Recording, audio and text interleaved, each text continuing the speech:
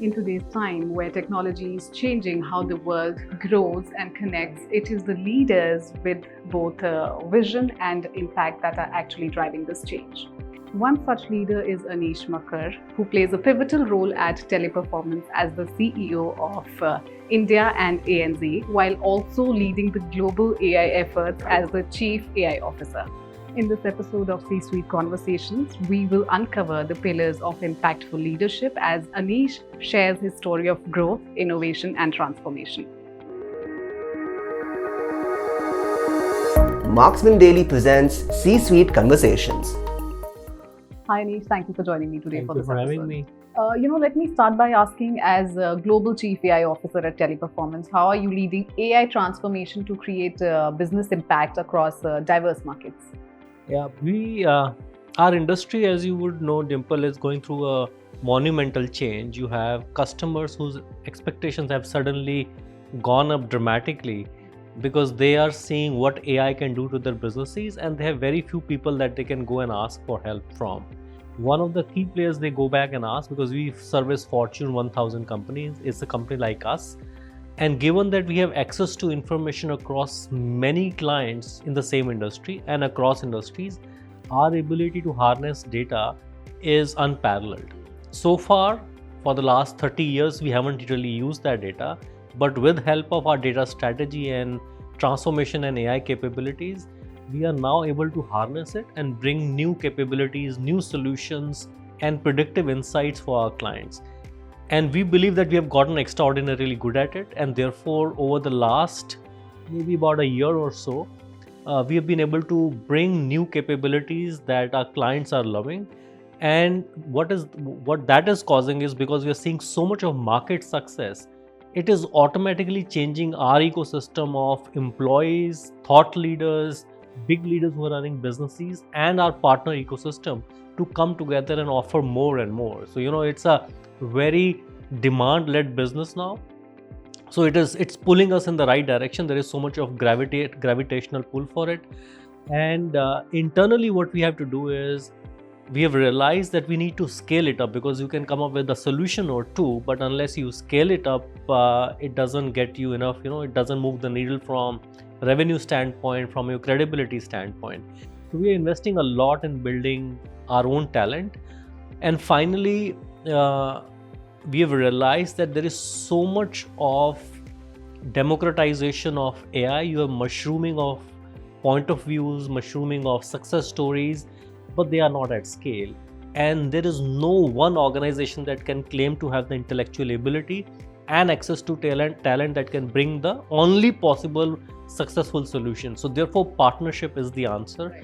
We have done several partnerships. Some of them have been in public domain, like Sunus, which is voice transformative technology #1 in the world, that we have partnered with. We have partnered with a company called Emma, which brings transformative agentic AI solutions for enterprise operations. Parloa, a very successful many-year-old company that brings both domain and voice capability to completely digitize client operations. And our strength for the last 40 years has been that we are an emotional AI sort of led company. And therefore, that strength, that emotional quotient of our 500,000 large organization, coupled with the AI transformative capability, is helping us differentiate ourselves in the market really well. So long answer, but there are several other components that we are trying to bring together, and yeah, that's what we will do for the next few years. Anish, you've driven impressive growth and expansion at TP India and ANZ. What business skills do you believe are crucial to sustain such high growth in today's environment? See, what our industry is realizing is that there is almost a repivoting of the value proposition. It is not specific to a company, but it's hitting our industry completely. So therefore, whatever allowed us to succeed, and we succeeded really well past many years, is not really the answer of how next 10 years are going to be. So extreme client centricity was true before, is going to be true before. Operational excellence used to be a great differentiator. It is still a differentiator, but not as much anymore. Transformation capability, innovation, which is incremental, could work in the past is not going to work anymore. So therefore it is making companies like us, especially TP, to think differently about how our future will unfold. So innovation engine, bringing talent which can think from vertical angles. So what is happening in financial services industry, what is happening in healthcare, what is happening with e-commerce, and what transformation needs do they have, and you bring new talent in and you generate knowledge objects that you can take to the client. So that's number one. Allowing our talent to work with technology and giving them tools, giving them support, giving them training, so that they are not, like a deer in a headlight, and they are able to work seamlessly with technology, and complete change of culture of service that comes along with it is the second way that we are changing. Finally, we've realized that with this fast pace of innovation, none of us holds the crystal ball. So therefore your ability to react, predict a situation, and once you've found something that works, ability to scale it up with velocity is going to be the differentiator. So you need agile workforce, you need agility in your solutions, and you need operating models that can adjust to the customer feedback really quickly. So some of those leadership skills have become really important for us to imbibe. Looking back at your leadership journey, what lessons have helped you navigate complex roles across operations, sales, and AI-led transformation?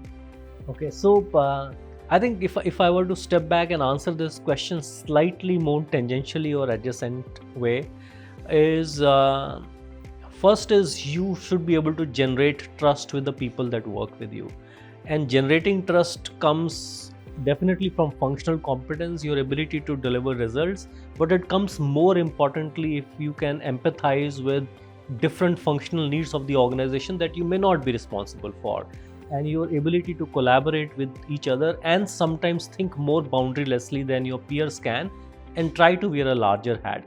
Those are the key components that allow you to, over a period of time, generate more influence, generate more respect, generate trust, and that what eventually does is when the next level of role is available, you are trusted with it because people see you that you can support their agenda. It's not your own agenda that you're after. So that has something that has worked for me in the past and continues to work. So I would say ability to earn trust is really important. Very close to that is your ability to take accountability and ownership, even if it is not your baby at that point in time. So if somebody else needs help, for example, we are present in 100 countries and we have large operating centers in at least 10 of them. And if one large center is struggling with a problem that we have solved, our ability to extend investments, extend resources, even if you're not going to be accountable for that revenue, over a period of time, you do it often enough times, you are able to take greater ownership of end client outcome. Okay, and therefore I believe every day if you can display more ownership, more accountability than you're paid for, soon you will be paid for that larger accountability as well. So I would say that will be my second one. Thirdly, ability to build teams, ability to take meritocratic decisions so that people who are able to make a difference, they choose to stay with you for reasons that they of course they feel valued, their efforts are recognized, but that doesn't mean that you are not taking hard decisions, because in order for you to have a functional team, sometimes hard decisions are needed. So long as you can take those decisions without making it personal, without hurting the self-esteem, and have an objective conversation with the individual and have it in time. Don't tell too late that the individual's interests are compromised while you are maintaining the interests of the organization. So there is a healthy balance, and over a period of time you create an image about yourself. You will not be treated badly, even if you may have bad result. You will be having you'll be able to get into a good conversation and know why a hard decision is being taken. And that has allowed me to attract talent in my more than 2 decades of experience who have chosen to stay with me. And it has also created sort of an impression where people talk and they want to work in the interests of an initiative that I might be launching, and it makes my job very easy, because I am able to get the best people out there. Right. I think you've taken some amazing initiatives out there that you just listed down. Okay, one last question before we wind up, Anish. I walked into your office and I saw you've been busy with calls and on your system the entire time. And, as a CEO with an additional big role, how do you manage your professional and your personal life? I mean, this is something that I think a lot of people would want to know. How do you maintain that balance? See, for me, it is not such a difficult thing. I realized many years ago that number of hours you put in the office does not guarantee success. It doesn't even guarantee results. To the extent that I realized that it is counterproductive, because you are setting up a culture where people need to work 15-16 hours to succeed, and in the day you have inefficiencies that creep in. So there are moments when you need to work hard. There has been a customer escalation, a project that you're working on blew, so you need to work extra hard. Sometimes you need to work weekends, but that shouldn't be more than 10-15% times, even lesser. So I actually close my office. I leave office. I used to.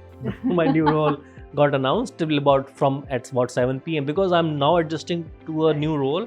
I need to learn a bit more. So it will be a little bit of time, but yeah, I value my personal time. I wake up early. I wake up at about 5 a.m. I go and play badminton every day. Sometimes I go for a stroll with my wife in the morning. And I have a son who is turning 17 and who wants to spend less and less time with me. So we figured out a way to have at least one meal together in the weekday. But coming back to office, see, you can bring all the decisions to you and you can be occupied 30 hours in a day. But that doesn't work. You need to empower your organization, send the decision down the hierarchy. It actually shouldn't have to come to you if you've built strong leaders, if you've built mechanisms, and if you've built a predictable way of taking decisions. And over a period of time, people learn, it's good for them. I definitely enforce that, and I am very picky with my time. I don't like to fill 10 hours of my day with back-to-back meetings. I do some, and sometimes you have to do maybe 5 hours to 5.5 hours. I keep an hour a day on my calendar, which is 11 a.m. till noon, which is when my mind is most fresh, where I only learn new things. So it's blocked on my calendar. That's something that I don't like to miss. I do, but it's 5 times in a week on my calendar. I do at least 3 times a week. So that's some of the personal discipline that has worked for me. Amazing.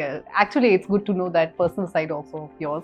Thank you so much for joining me today, Anish. No, thank you. It was lovely chatting with you. Lovely chatting with you as well. Well, that was a thought-provoking conversation with Anish Mukker, someone who's not just been leading through change, but actively shaping it with clarity and compassion. From AI transformation to inclusive leadership, his insights are a powerful reminder of what it takes to lead in today's dynamic world. Thank you for watching this episode of C-Suite Conversations. Stay tuned as we continue bringing you stories from leaders who are redefining what it means to lead in the modern era.